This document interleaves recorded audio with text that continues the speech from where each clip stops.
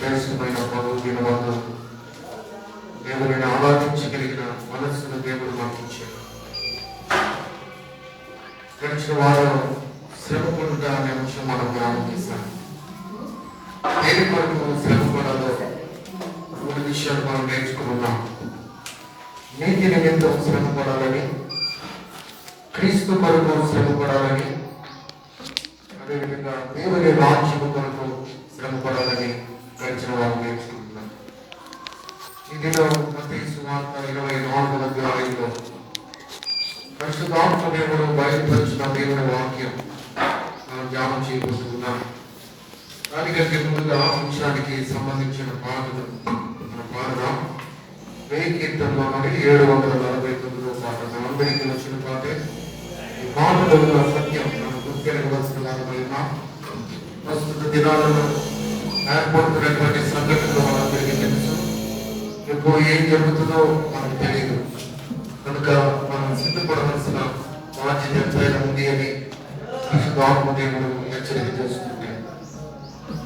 అది ఆ రోజు యేసయ్య ఉగ్రత రోజు, 7 ఏళ్ల శ్రమల రోజు, పాపులను తప్పించే రోజు. అది ఆ రోజు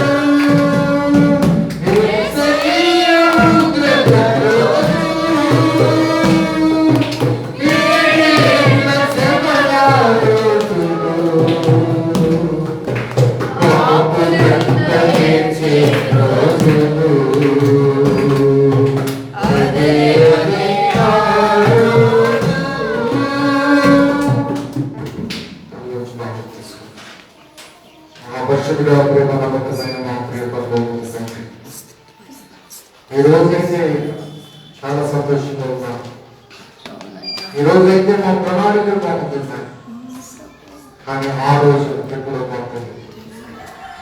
అది ఉగ్రత రోజు. ఆ దినములను పంపించలేము కనుకనే ఏదైనా మీ మాటలు బాగా ఉంచుకుంటాము. నిలబడిన దాసులు చేయండి మనం ఆ దినములో మీ మాట నిలబడినట్లుగా నన్ను సిద్ధపరుచుకుని నన్ను ముందుకు నడిపించుకొని వర్షముల నేస్తున్నామన్నా అడిగి వేడుకుంటున్నాము తండ్రి. ఇందులో చదవబడిన వాక్య భాగంలో మత్తయి సువార్త 24వ అధ్యాయం యేసు ప్రభువు ఆయన శిష్యులని ఏర్పరచుకున్న విధానం మనం చూసాం. ఆయన శిష్యులు ఆయన దగ్గరికి వచ్చి ఆయనను ప్రశ్నిస్తూ ఉన్నారు.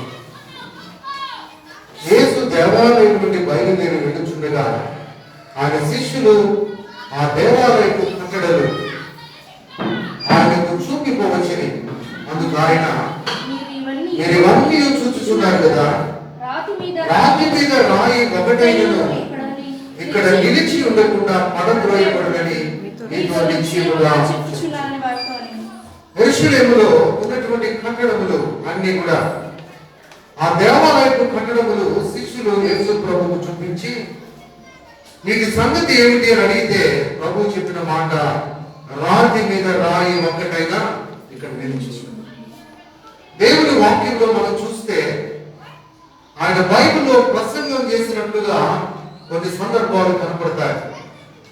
ఈ ఉదయకాల సమయం మన అంశం ఏమిటి అంటే ఒలీవ కొండ ప్రసంగ ముఖ్య తలంపు. యేసు ప్రభువు ఒలీవ కొండ మీద ఆయన ప్రసంగంలో ఉన్నటువంటి ముఖ్య తలంపులు ఏమై ఉన్నాయి, నేటి కాలంలో ఉన్న మనకు అవి అవసరమై ఉన్నాయి.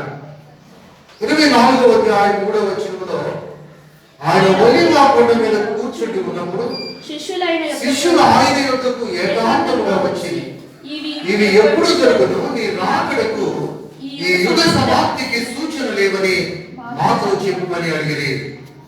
ప్రభువు ప్రసంగ ప్రారంభంలో శిష్యులు అడిగిన ప్రశ్న ఏమిటి అంటే ఇవి ఎప్పుడు జరుగును, నీ రాకడకు ఈ యుగ సమాప్తికి సూచనలేంటి? ప్రభువు తన ప్రసంగంలో చెప్పిన ముఖ్య అంశాలు 4 విషయాలు పరిశుద్ధాత్మ దేవుడు మనకు బయలుపరుస్తున్నాడు. మొదటిది చూడండి, 4వ వచనంలో మోసపరచకుండా చూచుకునండి. నెంబర్ 1. ఇది ఒలీవ కొండ ప్రసంగంలో ఉన్న ముఖ్య అంశాలు. మొదటిది మోసపరచకుండా చూచుకునండి, నెంబర్ 1. రెండవది 6వ వచనంలో కలవరపడకుండా చూచుకునండి, రెండవది కలవరపడకుండా చూచుకునండి. మూడవది 20వ వచనం ఆఖరి భాగం ప్రార్థించుడి. 20వ వచనం ఆఖరి భాగం ప్రార్థించుడి. నాలుగవది 44వ వచనం కింది భాగం సిద్ధముగా ఉండుడి. 4 విషయాలు. ప్రభువు ఒలీవ కొండ మీద శిష్యులు అడిగారు, నీ రాకడకు గుర్తులేంటి, ఇది ఎప్పుడు సంభవిస్తుంది, యుగ సమాప్తి గురించినటువంటి విషయాలు ఏమిటి అని అడిగితే ఆ శిష్యులకు ఆయన చెప్పిన ప్రసంగ అంశములలో ముఖ్యమైనవి. మొదటిది మిమ్మల్ని మీరు మోసపుచ్చుకోకుండా చూచుకోండి, రెండవది కలవరపడకుండా చూచుకోండి, మూడవది ప్రార్థించండి, నాలుగవది సిద్ధంగా ఉండండి. ఈ 4 మాటలు మనం అందరం కలిసి బైబిల్లో నుండి ఒకసారి చదువుదాం.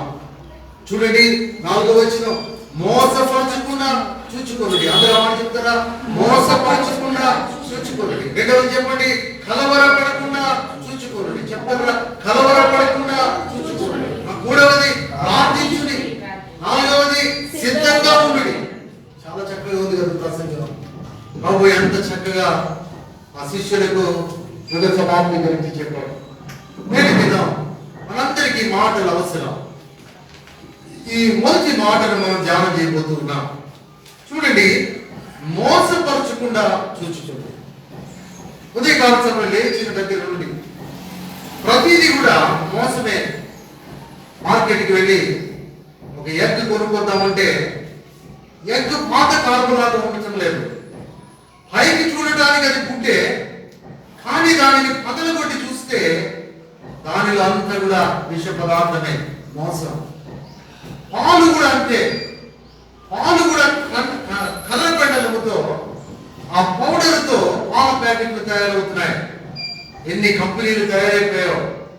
మా చిన్న వయసులో పాల డైరీలకు సంబంధించిన లారీలు ఊరిలోనికి వచ్చి పాల కేంద్రాలు ఏర్పాటు చేసుకుని పాలు కలెక్ట్ చేసుకుని వెళ్ళేవాళ్ళు.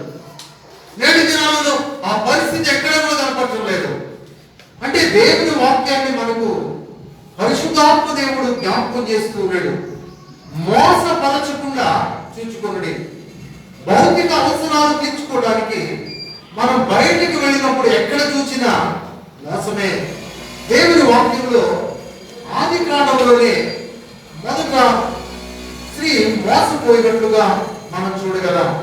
ఆది కాండంలో 3వ అధ్యాయంలో దేవుని వాక్యం తెరిచి ఆది కాండం 3వ అధ్యాయంలోని మాటలు మనం చూడగలం. ఆది కాండంలో ఆ స్త్రీ ఆ ఆహారములకు మంచిదియు, అంత మాత్రమే కాదు, అది కన్నులకు అందమైనది, వివేకమిచ్చు రమ్యమై ఉన్నది ఉండుట చూచి ఆమె దాని ఫలములను గురించి మోసపోయినట్లుగా మనం 3వ అధ్యాయము 6వ వచనములో చూడగలం. ఆహారములకు మంచిది, కన్నులకు అందముగా ఉంది, వివేకమిచ్చు రమ్యమైనది. మనం కూడా మోసపోవడానికి గల కారణం ఇదే. మనం ఎందుకు మోసపోతామనంటే కలర్ఫుల్ గా ఉన్న దానిని సెలెక్ట్ చేస్తాం.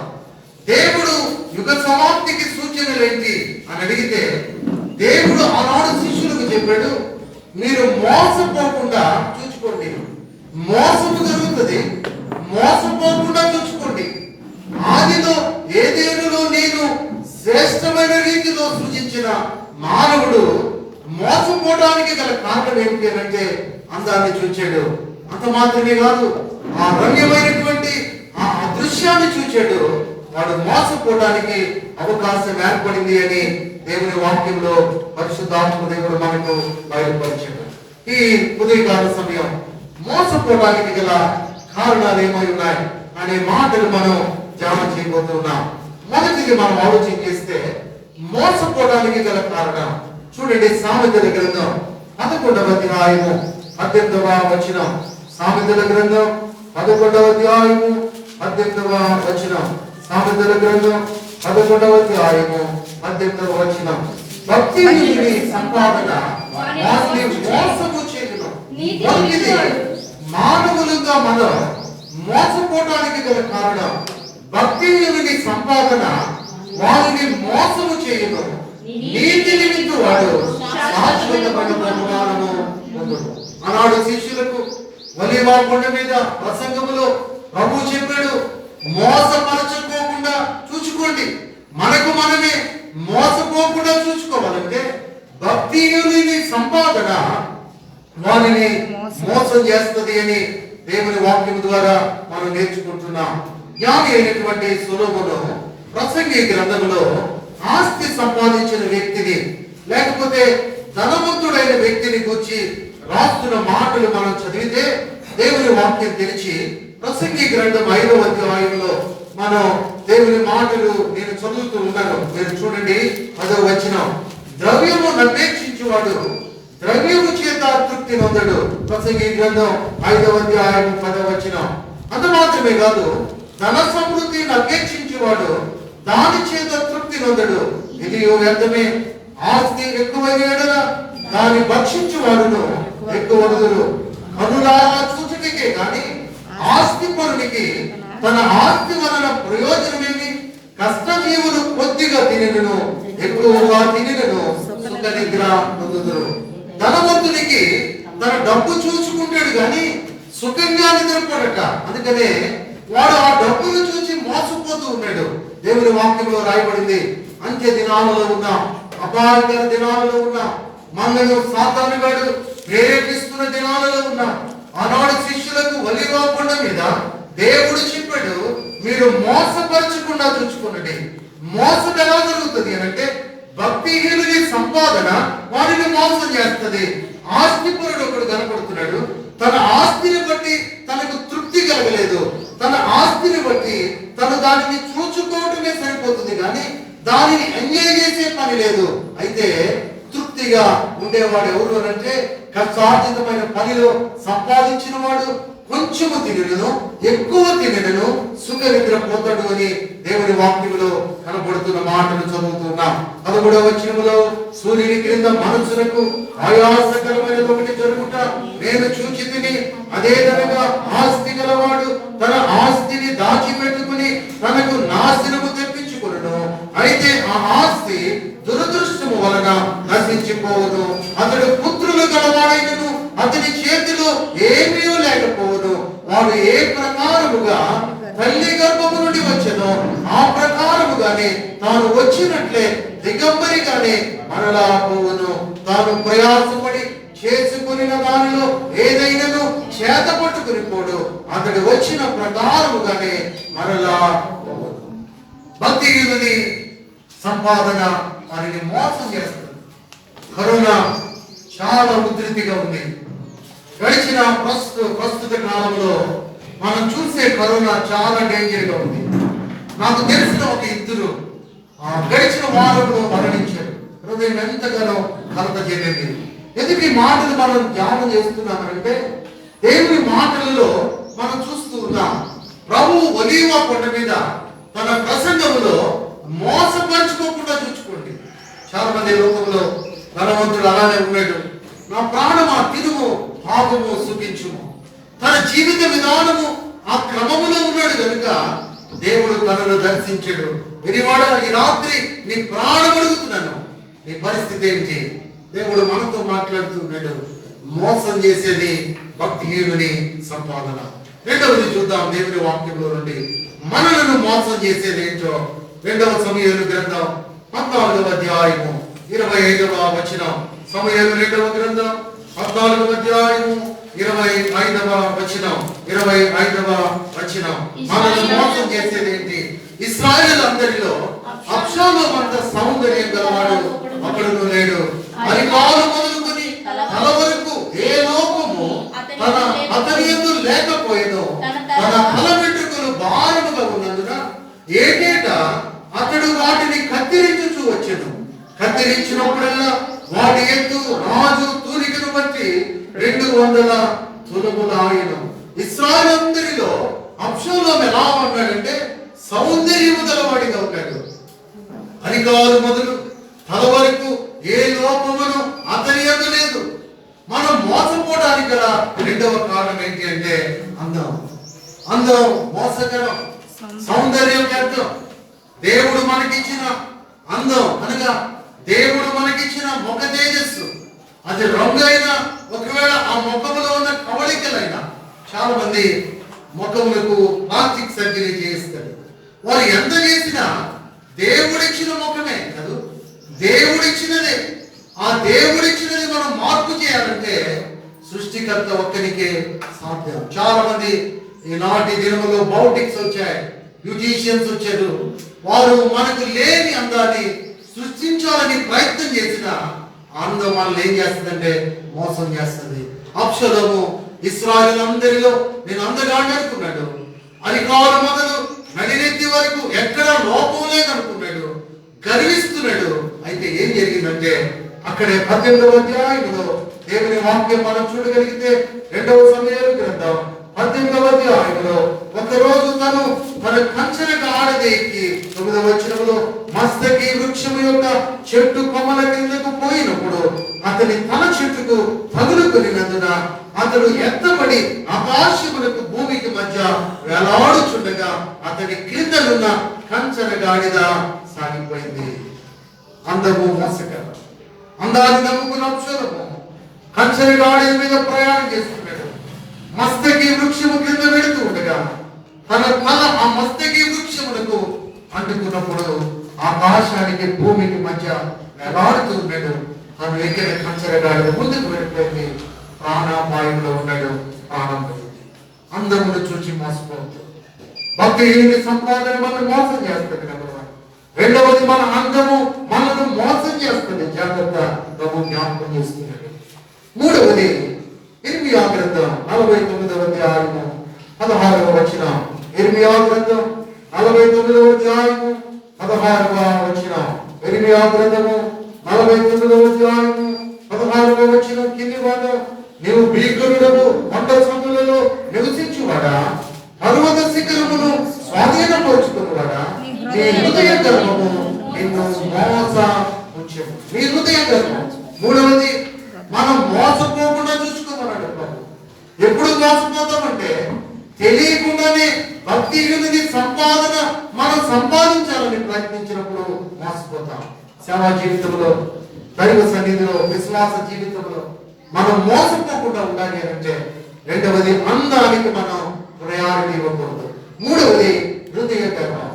మనం సాధించిన పనులను బట్టి, మనం కలిగినటువంటి స్థితిని బట్టి తెలియకుండానే హృదయం చుట్టంలాగా వచ్చేస్తుంట.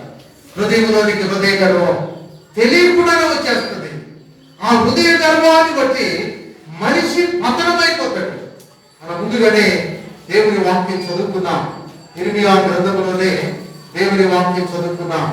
ఆ హిజ్కియాను గురించిన మాటలు పాత నిబంధన పాఠ్యభాగముగా దేవుని వాక్యం మనం చదివి ఉన్నాం. ఇర్మియా గ్రంథం 49వ అధ్యాయము 16వ వచనంలో ఈ హృదయ గర్వం నిన్ను మోసపుచ్చినట్లుగా దేవుని వాక్యంలో మనం చదువుతూ ఉన్నాం. హిజ్కియాకు మరణకర రోగం వచ్చింది. హిజ్కియా దేవుడు చెప్పాడు, నీవు చనిపోతావని చెప్తే దేవుని తట్టు తిరిగి ప్రార్థన చేశాడు. బ్రతికి ఉన్న తరువాత హిజ్కియా దేవుని నామములో మొదటి వచన భాగముగా దేవుని వాక్యం చదువుకున్నాం. దినవృత్తాంతముల గ్రంథములో రెండవ దినవృత్తాంతముల గ్రంథము 29వ అధ్యాయంలో దేవుని మాటలు మనం చదివి ఉన్నాం. చూడండి, చెప్పండి. 34వ వచనం, 24వ అధ్యాయం 24వ వచనం నుంచి రెండవ దినవృత్తాంతాలు 34వ అధ్యాయం. రెండవ దినవృత్తాంతముల గ్రంథం 34వ అధ్యాయము 24వ వచనం నుండి దేవుని వాక్యం మనం చదివి ఉన్నాం. ఆ మాటల్లో మనం చూడగలిగితే 24 ఎప్పుడమ్మా 24 నుంచి నేను చదివా సంధ్య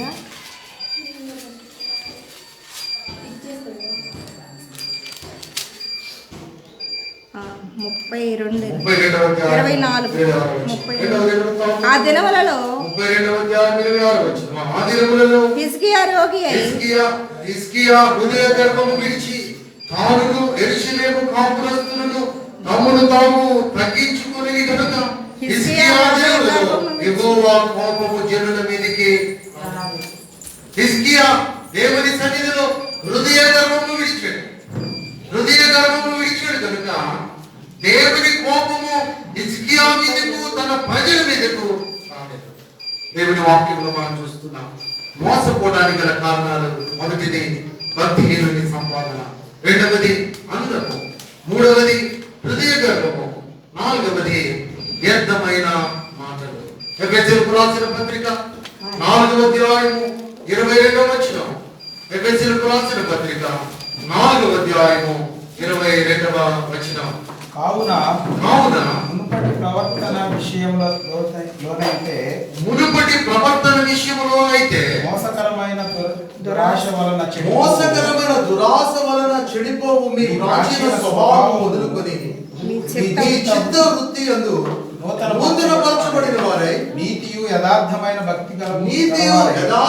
భక్తియు గలవారై దేవుని పోలికగా సృష్టింపబడిన నవీన స్వభావము ధరించుకోవాలి. ఎప్పుడు అనంటే మనం మోసపరచకుండా ఉండాలంటే, ఎప్పుడు మనం మోసపోతాం అనగా 5వ అధ్యాయము 6వ వచనములో వ్యర్థమైన మాటల వలన ఎవడును మిమ్మును మోసపరచనీయకుడి. వ్యర్థమైన మాటల వలన ఎవడును మిమ్మును మోసపరచకుండా ఉండడు. చాలా మంది మన ఇంటి ముందుకు పురుషులు ఉద్యోగానికి వెళ్ళినప్పుడు ఈ మాటలు ఎందుకు చెప్తున్నాను అంటే, ఈ మాటలు ధ్యానం చేసేటప్పుడు పరిశుద్ధాత్మ దేవుడు బయలుపరిచే విషయాలు. సుమారు పురుషులు ఇంటిలో లేనప్పుడు మన ఇంటి ముందు ఎవరో సోది చెప్పేవాళ్ళు వెళ్తారు. ఆ సోది చెప్పే వారిని మనం పిలుచుకుంటాం. ఎందుకంటే ఒక్కొక్క సందర్భంలో మోసపోవడానికి సాతానుగాడు ప్రేరేపిస్తాడు. చాలా మంది నేను అలా చూస్తాను. ఎందుకు ఈ మాటలు మనం ధ్యానం చేస్తున్నామంటే, వారు సాతాను వ్యక్తి మోసము చేయడానికే వస్తాడు.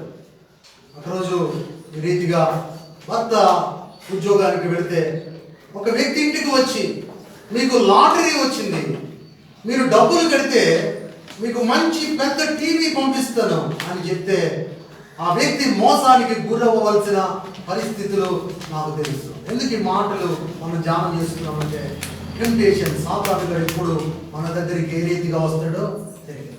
ఇంటిలో మన సంభాషణ ఆ టైంలో టీవీ కొనుక్కుందాం అనుకుంటాం, ఇంటిలో మన సంభాషణ బంగారం కొనుక్కుందాం అనుకుంటుంటాం, ఇంటిలో మన సంభాషణ ఏదైనా విలువైన వస్తువు కొనుక్కుందాం అనుకుంటాం. ఆ సమయంలో ఒక వ్యక్తి వస్తాడు, వచ్చి మనను వ్యర్థమైన మాటలు చెప్పి మోసం చేస్తాడు. దేవుడు ఒలీవ కొండ మీద శిష్యులు అడిగారు, నీ రాకడకు గుర్తులేంటి, యుగ సమాప్తికి సూచనలేంటి అని అంటే ప్రభువు చెప్పిన మాట ఏంటంటే, మిమ్మల్ని మీరు మోసపరుచుకోకుండా చూసుకోండి. దేవుని వాక్యంలో మత్తయి సువార్తలోనికి రండి. మత్తయి సువార్త 24వ అధ్యాయము, మత్తయి సువార్త 24వ అధ్యాయము చూడండి, 5వ వచనం. అనేకులు నా పేరిట వచ్చి నేనే క్రీస్తునని చెప్పి పలువురు మోసపరిచెదరు మరియు మోసపరిచెదరు. అక్కడ ఆ మాట చూడండి. తదుపరి దేవుని వాక్యంలో 11వ వచనం, అనేకమైన అబద్ధ ప్రవక్తలు వచ్చి పలువురిని మోసపరిచెదరు.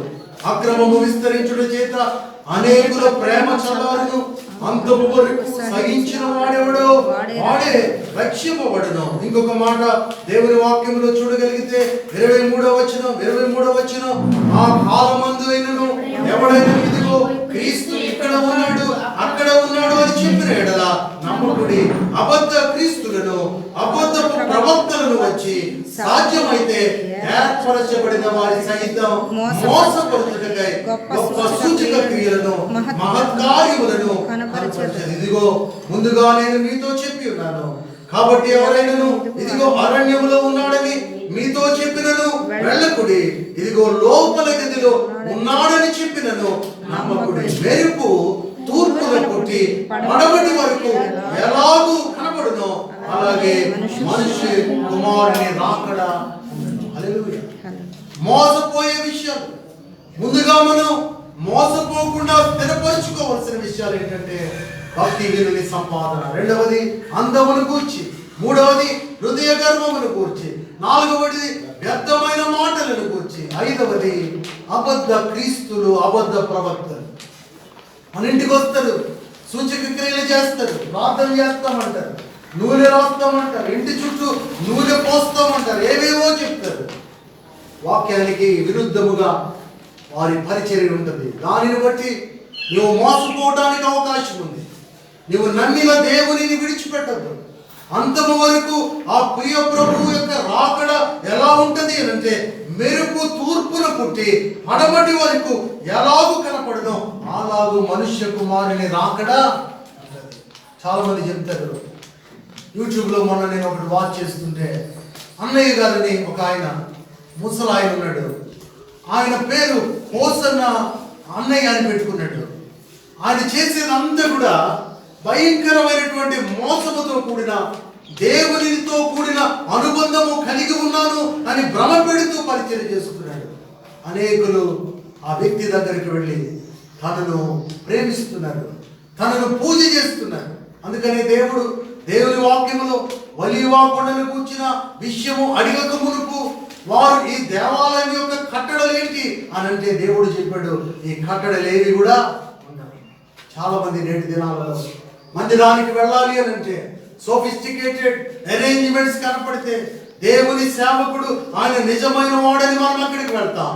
కానీ దేవుని వాక్యాన్ని మనం స్థిరపరుచుకున్నప్పుడు మనం ఆ వ్యక్తిని బట్టి మోసపోం. ఏ వ్యక్తి అయినా సరే, దేవుని సేవకుడని వాక్యం నేను ధ్యానం చేస్తున్నప్పుడు నాతో దేవుడు మాట్లాడుతున్నాడు. ప్రత్యేకంగా దేవుని సేవకులారా మీరు పక్కన నిలవండి అని చెప్పలేదు. ఈ మాటలు చెప్పడానికి చాలా మంది ఇష్టపడరేమో. దేవుడు నాతో ప్రేరేపిస్తున్నాడు. ప్రతి వ్యక్తిని కూడా దేవుడు పరీక్షించి చూస్తున్నాడు. మన బ్రతుకు, మన జీవితం ఎందుకు తెలుసా? మెరుపు తూర్పును పుట్టి పడమటి వరకు ఎలా వ్యాప్తి చెందుతుందో అలా ఇన్సిడెంట్ గా దేవుని యొక్క రాకడలా ఉంటుంది. అందుకని ఇందాక మనం పాడుతున్నాం, అదే ఆ రోజు యేసయ్య ఉగ్రత రోజు. పాడటానికి చాలా సులభంగా ఉంది ఆ పాట, కానీ ఆ సంభవం ఎదురైనప్పుడు మనం తప్పించుకోవాలంటే మొదట ప్రభువు చెప్పాడు, మిమ్మల్ని మీరు మోసపరుచుకోకుండా చూసుకోండి. మోసపోవద్దు. మనం లోకంలో అన్ని కూడా మోసమే. భౌతికంగా మనం తినే ఆహారాన్ని మోసముతో కూడినటువంటి అనుభవంతో తయారు చేస్తున్నాం. కానీ ఆధ్యాత్మికంగా దేవుని వాక్యం ద్వారా మనం బలపడుతున్నాం.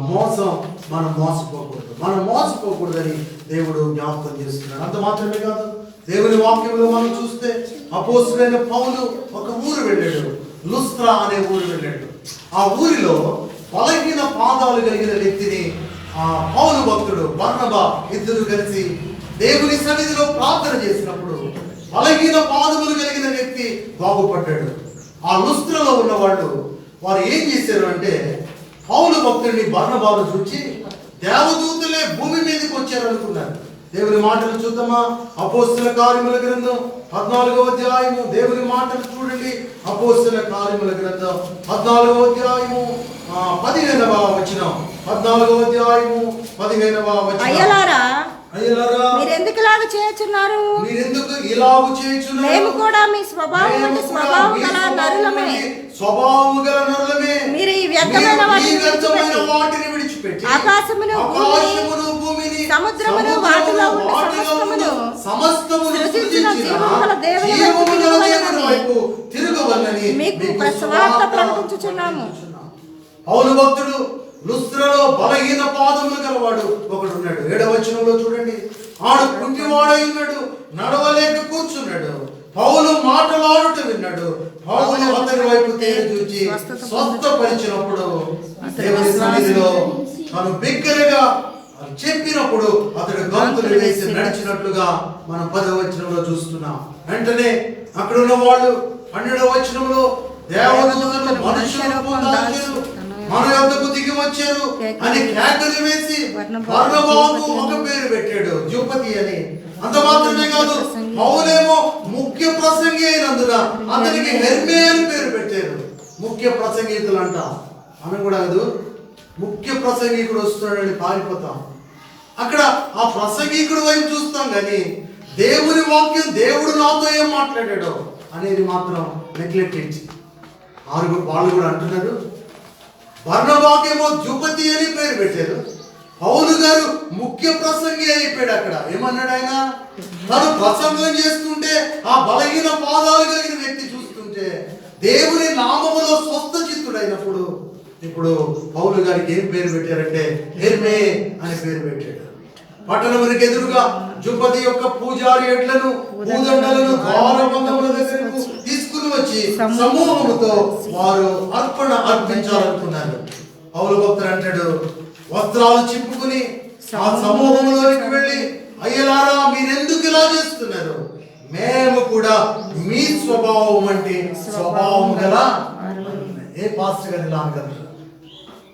నేటి దినాలలో ఏ పాస్టర్ గారు ఇలా అనగలరు? పౌలు భక్తుడు అంటున్నాడు, మేము కూడా నీ వంటి స్వభావము గల నరులమే.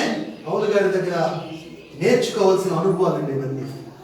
పరిశుద్ధాత్మ దేవుడు పౌలు గారు ఎంత చక్కని అనుభవాలు నేర్చుకుని నేడు మనకు నేర్పిస్తున్నాడు. ఆయన ఎంత గొప్ప సేవానుభవం. ఏ సేవకుడు అనగలడు ఇలా? ఏ విశ్వాసి అనగలడు? పౌలు అంటున్నాడు, ఆ క్రెడిట్ నాకే అంటలేదు. ఆ లుస్త్రలో బలహీన పాదాలు లేపిన వాడిని ఏమనుకుంటున్నావు? నేను అనలేదు. ఏమంటున్నాడు? నేను కూడా మీలాంటి నరుడినే. ఇంకొక మాట చూడండి, అక్కడ మీరు ఈ వ్యర్థమైన వాటిని విడిచిపెట్టండి, మీరు స్వామి భక్తిని విడిచిపెట్టండి, మనుషులను ఘనపరచడం అనేది విడిచిపెట్టండి. నేర్చుకుందామా? ఇప్పుడు ప్రభు చెప్తున్న మాట పౌలు భక్తుడు ఆ ప్రజలకు అంటున్నాడు, అండర్లైన్ చేయండి, ఆకాశమునకు భూమికి సముద్రమును వాటిలో ఉండు సమస్తమును సృజించిన జీవము గల దేవుని వైపు. ఇప్పుడు మనం మోసపోకుండా ఉండాలంటే ఏం చేయాలంట? జీవము గల దేవుని వైపు తిరగాలి. జీవము గల దేవుని వైపు తిరగాలి. మనం ఎవరి వైపు తిరుగుతాం? మనుషులు చేతులుంచి ప్రార్థన చేయగానే మనలో ఉన్న జ్వరం తగ్గిపోతే ఆ చేతులుంచిన వ్యక్తి వైపు తిరుగుతాం. బైబిల్ అలా చెప్పడం లేదు. పౌలు నా వైపు చూడండి అనలేదు. పౌలు అంటున్నాడు, మేము కూడా మీలాంటి స్వభావం గల వాళ్ళమే. మీరు చేయవలసిన పని ఏంటంటే జీవము గల దేవుని వైపు తిరగండి. కింద మాటలు చూడండి, దేవుని వాక్యములో ఆయన గత కాలములో సమస్త జనులను తమ తమ మార్గముల యందు నడువనిచ్చెను. అయినను ఆయన ఆకాశము నుండి మీకు వర్షమును ఫలవంతమైన ఋతువులను దయచేయచ్చు, ఆహారమును అనుగ్రహించుచు, ఉల్లాసముతో మీ హృదయములు నింపుచు, మేలు చేయుట చేత నన్ను గూర్చి సాక్ష్యము లేకుండా చేయలేదని బిగ్గరగా. ఇప్పుడు మనం ఎవరి గురించి సాక్ష్యం ఇవ్వాలి? ఇన్ని పనులు చేసిన ఆయన గురించి మనం ఎవరి గురించి సాక్ష్యం ఇస్తాం చెప్పండి? వ్యక్తిగతంగా మన గురించి మనం సాక్ష్యం ఇస్తాం. మనకు వరకు సేవలో పరిచయలో ఉన్న సేవకుల గురించి సాక్ష్యం ఇస్తాం. చాలా మంచిది, అది మంచి అనుభవం. కానీ పౌలు భక్తుడు నేర్పిస్తున్నాడు, ఇన్ని గొప్ప పనులు చేసిన ఆయన విషయమై మీరు సాక్ష్యం ఇవ్వాలి. అప్పుడు మనం మోసపోము.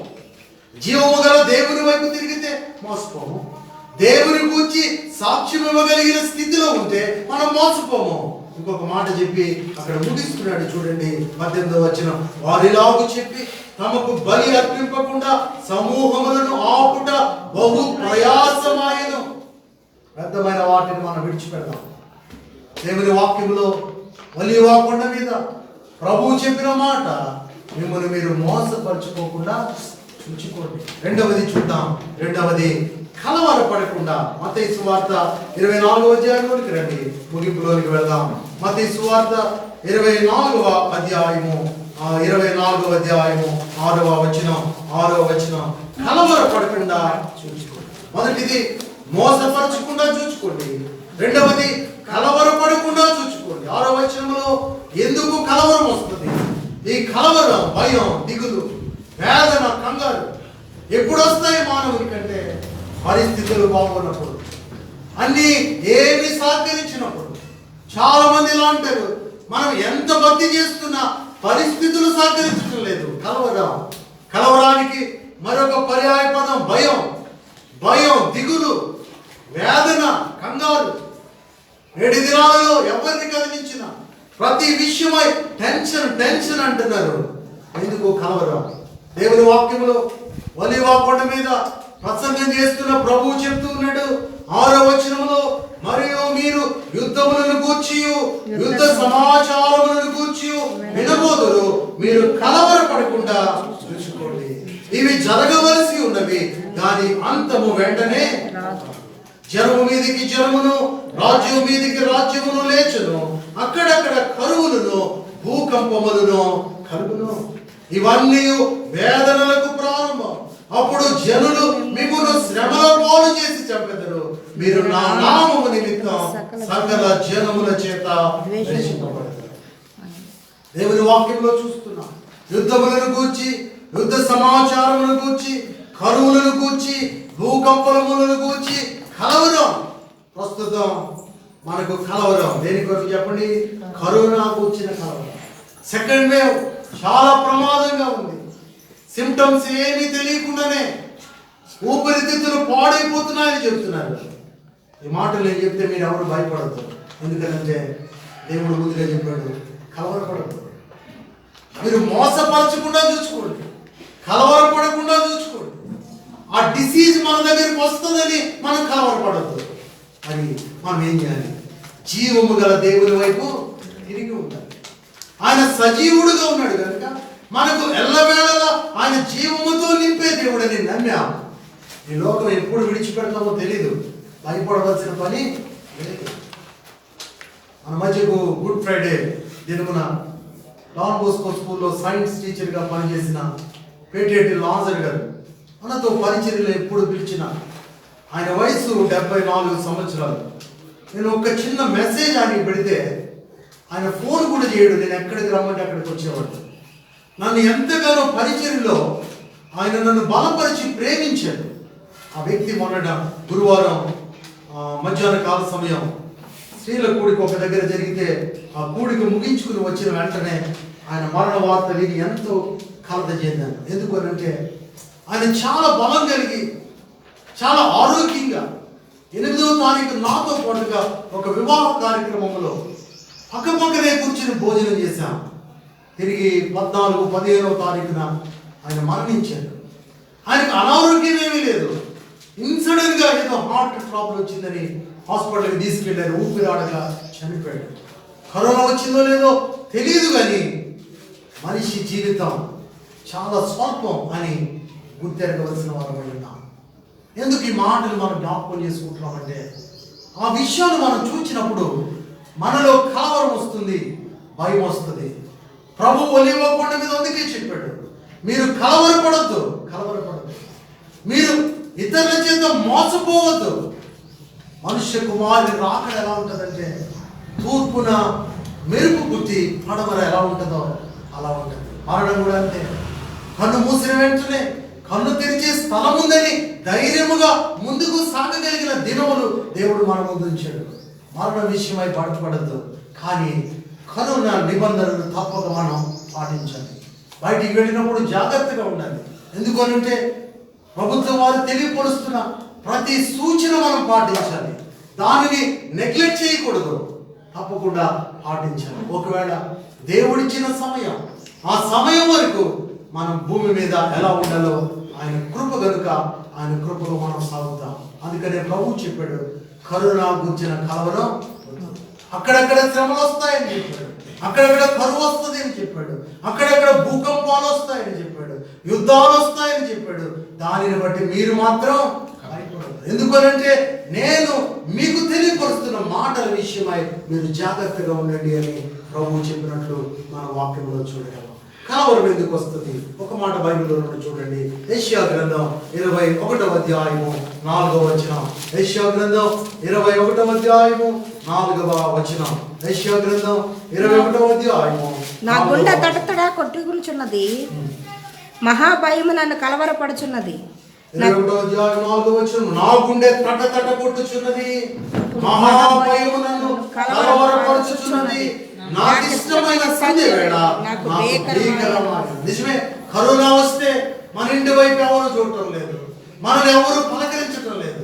దేవుని వాక్యంలో రాయబడింది, నాకు ఇష్టమైన సంధ్య వేళ నాకు భీకరమాయను, నా గుండె తట కొట్టుకొనుచున్నది, మహాభయము నన్ను కలవరపరచుచున్నది. ఇక్కడ కూర్చున్న మనలో చెప్పండి, కరోనా వచ్చిన భయం ఉండదు.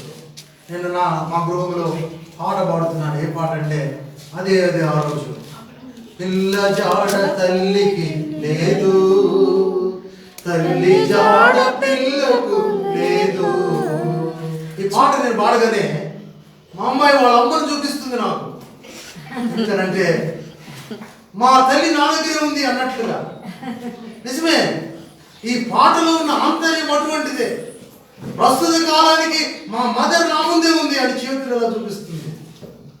సంతోషం వేసింది. కానీ అదే ఆ రోజు యేసయ్య ఉగ్రత రోజు, 7 ఏళ్ల శ్రమల రోజు, పాపులంతా ఏడ్చే రోజు. మనం ఏడ్చే అనుభవం కొరకు దేవుడి ఉదయకాలసం ఇక్కడికి తీసుకురాలేదు. రొమ్ము కొట్టుకునే అనుభవం కొరకు దేవుడి ఉదయకాలసం ఇక్కడ కూర్చోబెట్టలేదు. మరి ఎందుకు అనంటే మహాభయము చేత ఆవరించి ఉన్న కలవరం నుండి విడుదల ఇవ్వటానికి దేవుడి స్థలానికి తెచ్చాడు. అందుకని ఆయన అంటాడు యోహాను సువార్త 14వ అధ్యాయంలో, మీ హృదయములను కలవరపడనీయొద్దు, వెరవనీయకుడు, నా తండ్రి ఇంట అనేక నివాసాలు ఉన్నాయి, నేను వెళ్ళి మీకు స్థలం సిద్ధపరుస్తాను. భూమి మీదైనా స్థలము మీకు రిజిస్ట్రేషన్ అయింది కాదు, ఆయనుండు స్థలము మనకు రిజిస్ట్రేషన్ అయింది అవ్వాలంటే మొదటిది ఏం చేయాలి చెప్పండి? మోసపరచకుండా, రెండవది కలవరపడకుండా. మిగిలిన 2 విషయాలు, కరెంటు లేదు కనుక ముగిస్తారు, వచ్చేవారు ప్రభు చిత్తమైతే ప్రార్థించుట కొరకు తదుపరి సిద్ధపడుతూ వెళ్దాం. వచ్చేవారు మనం సంపూర్ణంగా వాక్యాన్ని ధ్యానం చేద్దాం. ప్రభు చిత్తాన్ని బట్టి మీరు కూడా ఈ విషయాలు ధ్యానం చేయండి. ప్రతి వారు దేవుడి రాకడ కొరకు మనం సిద్ధపడిన మట్టి కృపలో పరిశుద్ధ ఆత్మదేవుడు ఈ ఒలీవ కొండ అంశములో దాగి ఉన్న ప్రధాన అంశములను మన హృదయంలో జీవితకాలం కలిగి ఉంది. ఒక మాట నాతో చెప్పండి. మొదటిది మోసపరచకుండా చూసుకోండి. అందరూ చెప్పండి అన్నమాట, మోసపరచకుండా చూసుకోండి. రెండవది కలవరపడకుండా చూసుకోండి. మూడవది ప్రార్థించు. నాలుగవది సిద్ధంగా ఉంది. మీరు ధ్యానం చేయండి. ప్రభు చేతి మధ్య వచ్చేవారు ఈ మాటలు మనం ధ్యానం చేద్దాం. ఆత్మకూరు గ్రామంలో ఇల్లు అక్కడ డిస్మాంటిల్ చేస్తున్నారు. దాని వరకు కరెంటు లేదు. రైతు మీరు సహకరించినందుకు మీ అందరికీ కూడా ప్రభు యేసు నామములో వచ్చే వందనాలు తెలియపరుస్తున్నాం. కళ్ళు ఉంచుదాం, ప్రార్థన చేద్దాం. కళ్ళు ఉంచుదాం, ప్రార్థన చేద్దాం. నిజమే, లోకంలో చాలా మంది దేవుని గుర్తెరిగిన వారు మోసపోతూనే కాలయాపన చేస్తున్నారు. భక్తిహీనుని సంపాదన, ఆ సంపాదన వాళ్ళకు అవసరం వస్తుంది అనుకున్నారు, కానీ దాన్ని చూడటం వరకే. కరోనాలో ఎంతమంది హాస్పిటల్లో జాయిన్ అయ్యారు. చాలా మందిని అడుగుతుంటే 7 లక్షలు అయ్యాయి, 5 లక్షలు అయ్యాయి, కానీ ప్రాణం పోయిందని చెప్తుంటే డబ్బు అక్కడికి రాలేదు. నిన్న వాట్సాప్ లో ఒక పోస్టింగ్ వచ్చింది. ఇంగ్లాండ్లో కరోనాను బట్టి ఒక వ్యక్తి చనిపోయాడు. ఆ వ్యక్తి సంపాదించిన డబ్బు ఒక మూటలో తెచ్చి వీధులలో పైకి విసిరేస్తున్నాడు ఒక వ్యక్తి, తన స్నేహితుడు. ఎందుకంటే ఆ డబ్బు నా స్నేహితుడిని రక్షించలేదు. జీవము గల దేవుడి వైపు తిరుగుదాం. కళ్ళ వచ్చి ప్రార్థన చేయండి. కళ్ళ వచ్చి ప్రార్థన చేయండి. ప్రభువా, కలవరం నాలో లేకుండా చేయండి. మోసపోకుండా సహాయం చేయండి. చోటు తెచ్చి ప్రార్థన చేద్దాం. మోసపోకుండా సహాయం చేయండి ప్రభువా. అబద్ధ క్రీస్తులు, అబద్ధ ప్రవక్తలు మమ్మల్ని మోసం చేయకుండా సహాయం చేయండి. మహాభయము గుండె తడతట కొట్టుకొనుచున్నది. సంధ్యావేళ భీకరమైనటువంటి పరిస్థితులు అయ్యా కలవరం లేకుండా చేయండి. హృదయం నిబ్బరంగా ఉండేటట్లు సహాయం చేయండి. నాలో భయము లేకుండా సహాయం చేయండి. ప్రార్థన చేద్దామా? ప్రభు చెప్పాడు, దేవాలయమును కూర్చిన కట్టడం. శిష్యులు అడిగితే రాతి మీద రాయి నిలవదు, నేనే ప్రభు నివసించే దేవాలయం. జీవము గల దేవుని ఆలయమై ఉన్నాం. ఆయన పిల్లలమై ఉన్నాం. ఆయన మేపు గొర్రెలమై ఉన్నాం. దేవుడు సంరక్షకుడిగా ఉన్నాడు. ఈ దినం వరకు ఆయన నడిపించాడు. ఒక చిన్న ప్రార్థన. దేవా, నీ రాకడలో ఎత్తబడడానికి మోసపోకూడని అనుభవం నాకు దయచేసి, కలవరము లేని అనుభవం నాకు దయచేసి, నీ వైపు తిరిగే అనుభవం దయచేసి అని ప్రార్థన చేస్తే ప్రభు నిన్ను దీవించబోతున్నాడు. నీవు అలా ప్రార్థన చేస్తే దేవుడు నీ హృదయాన్ని చూస్తూ దేవుడు నిన్ను దీవిస్తున్నాడు. మహాపరిశుద్ధుడా, ప్రేమ నమ్మకమైన మా దేవా, ఉదయకాల సమయం సన్నిధిలో మేము ఉన్నామయ్యా. నాయన, లోకంలో ప్రపంచంలో ఆవరించి ఉన్నటువంటి పరిస్థితులను బట్టి మనుషులంగా మోసపోతూ ఉన్నాం. కానీ ఒలివాకొండ ప్రసంగములో ఆనాడు శిష్యులకు నువ్వు తెలియపరిచిన మాటలు మమ్మల్ని బలపరిచాయి ప్రభువా. అదే ఆ దినం యేసయ్య ఉగ్రత దినం. ఆ దినమును మేము తప్పించబడాలంటే మమ్మల్ని మేము మోసపరచుకోకుండా చూసుకోమన్నా, కలవరపడకుండా చూసుకోమన్నా. ప్రభు, 2 మాటలు మీరు మాతో మాట్లాడారు. భక్తిహీనుని సంపాదన, 7 మోసముతో కూడిన అనుభవాల ద్వారా మానవులనేకులు ప్రభు ఆ నరక ప్రాయంలోనికి వెళ్ళిపోతున్నారు.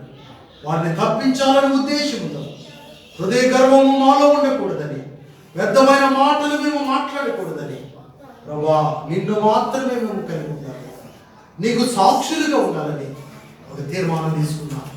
ఆ తీర్మానం స్థిరపరచండి. మాలో ఆవరించి ఉన్న కరోనా అనే భయం, కలవరం, ఆ కలవరాన్ని తీసివేయండి. జాగ్రత్త పాటిస్తూ ముందుకు సాగునట్లుగా సహాయం చేయండి. ఏ గుడారము, ఏ తెగులు మా గుడారములకు సమీపించుకున్నట్లు సహాయం చేయండి. ఉదయకాల సమయం ఎవరైతే ఈ సన్నిధిలో ఉదయాంతరంగంలో ఉంది, 2 మాటలు మమ్మల్ని మేము మోసపరుచుకోకుండా చూసుకోవాలి, కలవరపడకుండా మేము చూసుకోవాలని ఇష్టపడి ప్రార్థన చేశారు. వారందరినీ కూడా సమర్పించి ఆశీర్వదించుమని మా ప్రభువును ప్రియరక్షకుడు యేసు నామమున అడిగి వేడుకుంటున్నాము తండ్రి.